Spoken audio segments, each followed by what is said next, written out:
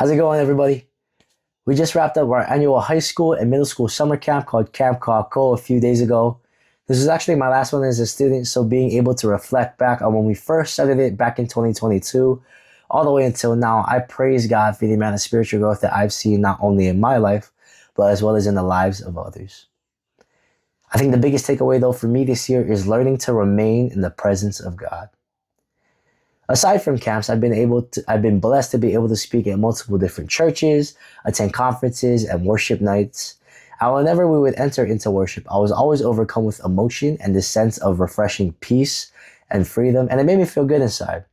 So every time I'd come home off of this spiritual high and try and replicate that exact same scenario, I'd grab my guitar, learn the same worship songs that we were singing, close the door to my room, and try and get myself to that place of those warm, fuzzy feelings that I felt. And for a long time, I think that I idolized those emotions over the presence of God.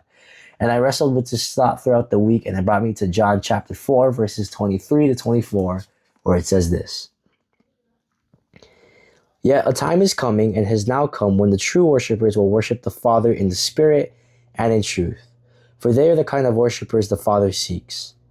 God is Spirit, and his worshipers must worship in the Spirit and in truth.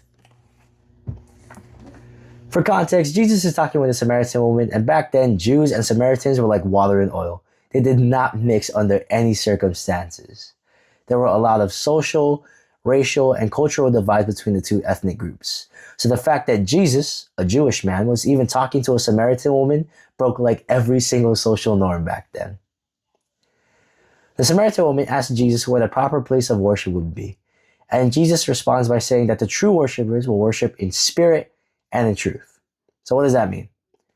The phrase in spirit means worship that comes from the heart. In verse 24, Jesus says that God is spirit, and he is referring to the fact that God is not limited to one place or to one time, but that he is omnipresent, meaning that we can praise God anywhere, anytime. Worship is not dependent on how good your equipment at your church is or how good your set list is, but is an internal and sincere response of our souls to the presence of God.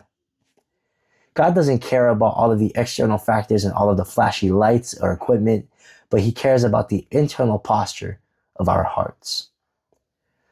The phrase in truth is basing our worship not on our idea of God or who we want God to be, but rather who he has revealed himself through his word and who he is.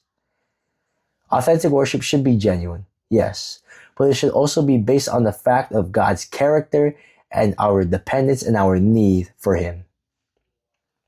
Now, I'm not saying that emotions are bad. I like to think of them as spiritual tools that can help point us to the presence of God.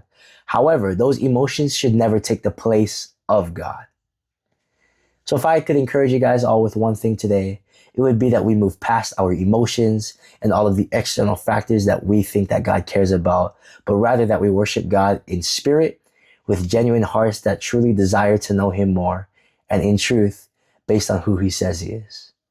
I pray that you guys have an amazing rest of your day. Stay blessed. Live Pono. Yes, sir.